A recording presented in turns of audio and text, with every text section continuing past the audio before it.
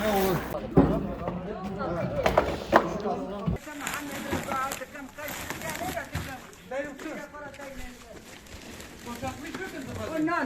No.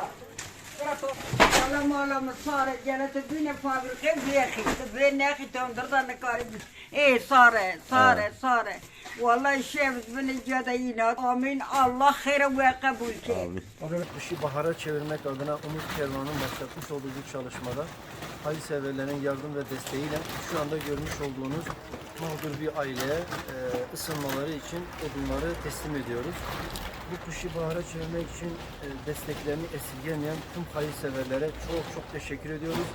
Rabbim onları dünyada da ahirette de mesut ve bahtiyar etsin. Allah'a emanet olun. Teşekkürler.